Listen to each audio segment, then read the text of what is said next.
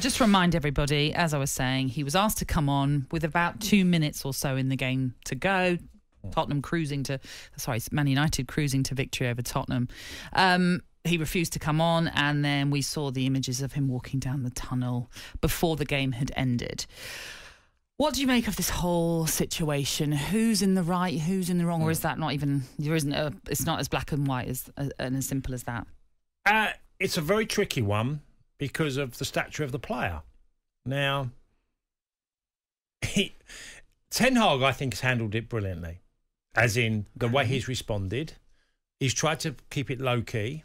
By the way, have you ever seen the film Sexy Beast? Yes. Don Logan. Ben Kingsley. Ben Kingsley. That's Ten Hag. The way he stares and looks at people. It's very cool. He's absolutely, you can see in his eyes that he's furious. Yeah. He doesn't use the expletives, but... He keeps his... Well, we don't know what he's like in the dressing room. No. Keeps his cool, but yeah, you think at any moment he could just rip into you. Yeah, I know what you mean. But I do feel that if you're going to put on a player and you're 2-0 up with 2 minutes to go on just to be like a young lad who's getting thrown on to waste a bit of time, I sort of get why Ronaldo would get very angry. And look, there's loads of players in my career that have not been happy about going on in certain scenarios, especially experienced ones. That doesn't excuse the behaviour, but it just makes me understand. Look, I can't sit here and be very critical of Ronaldo when I, at Celtic, was on a trip and I was the extra man, so I was the spare man in the squad. I know what you're going to say. And I didn't go to the stadium. I went and watched Steve Harley, Cockney Rebel, at the theatre in Motherwell. And I've told this story before. Yeah. I can't...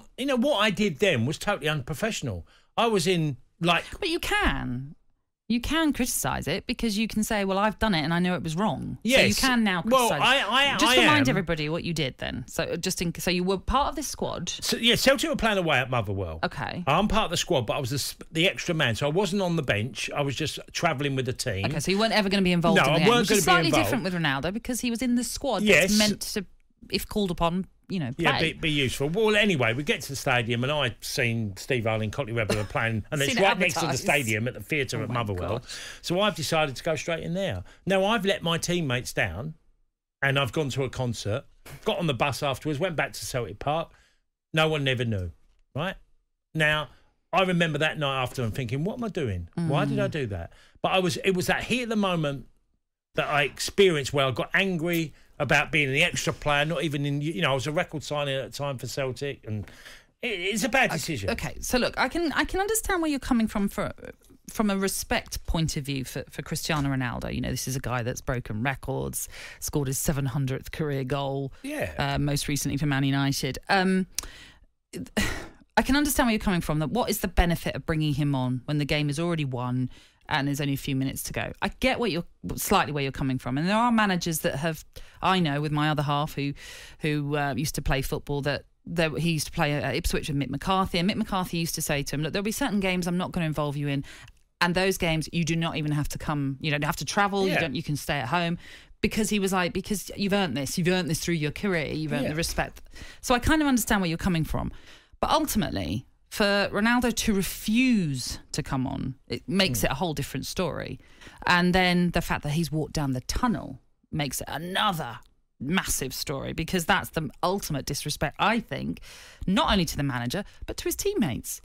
He's gone, I just don't care. I don't want to celebrate in this. As much as it's the heat of the moment, come on. You can be professional for a few more minutes. Yeah, well, look, I would say to that, look at his career and all his teammates he's had and everything they've won because of the way he was. That ego, selfishness. But now he's won so much by being a player that basically got the best out of himself, and his teammates were irrelevant in some ways because he's so good that he can win for them and they benefit. And he's always acted like that. But he's a level now that hardly any footballer I know has even got close to. Yeah, but Cass, I still don't think you can justify his actions. I mean, he put this statement out on Instagram, like I said, where he wrote, as I've always done throughout my career, I try to live and play respectfully towards my colleagues, my adversaries and my coaches. That hasn't changed. I haven't changed. I'm looking at that first line. Respectfully? Well, that was no respect. That's not respect for your teammates. You've walked off the pitch, essentially. You've refused to come on. You're not respecting your manager. You're not respecting your colleagues. And then you've decided, nah, I'm not having this. I'm going to leave Old Trafford before the game's even finished. Yeah. Well, That's not respect. No, look, there's a background to this story. And the background is that this guy came to the football club with a lot of promises. And a lot of change was meant to happen. And he's become the scapegoat in some respects to United's failings. He's not the player he was. Father Time has caught up with Ronaldo. And he's clearly wanted the end of his career to be a fantastic finish. That is not happening for him at Old Trafford. So there's a lot of frustration in there with Ronaldo, without a doubt. And he's always looked after Ronaldo. But that's been his driving force for the team. Teams benefited because of the way he was. So what happens now? So he's out of this Chelsea Well, it's going to end squad. badly. It's not going to end nice. It's going to be badly. And he's going to put himself up, I think. And I'd like to think that I'd say he's not going to apologise. Well, he didn't in that statement. There was no sorry in that statement. No. Well, he just blamed the heat of the moment. Yeah, he's not going to do that. I don't think that's going to happen. I think Ten Hag has to just manage this situation well. And it has been mentioned, but the great thing for Ten Hag was they won a game brilliantly against another title rival. Yeah. A team in the top four. Yeah. And they played brilliantly. And that's the bigger picture for Man United fans. They care now more about their club than the escapades of Ronaldo. And I do think it will be resolved, but only if they're prepared to get Ronaldo out the club. Right, so short-term resolve in the sense, and I'm conscious of the time, but I think they've got 7 games now until the end of this, until the World Cup break. Will he be involved in some of those games? And then are you thinking January he'll be gone in some way, whether it's a loan or they'll come to an agreement that he has to go and end the contract? I don't know how they'll do that. Well, it depends how Ten Hag is going to approach it, because he seems to be ignored in this slightly, but he's ultimately in a position of strength now because he's the manager. They started to go on a good run since they lost to City, and the fans are buying into now that he's more important than Ronaldo. So hopefully could be the ultimate redemption story, well, like we talked about at the top of the show. We'll see. But it's just I understand exactly everything you say now about certain players doing things, but he's a level of player. It's like saying to Tiger Woods, you're in the Ryder Cup and you're not playing in the afternoon because you lost the early morning game. Imagine saying that to Tiger Woods and the rest of the players, and he's right.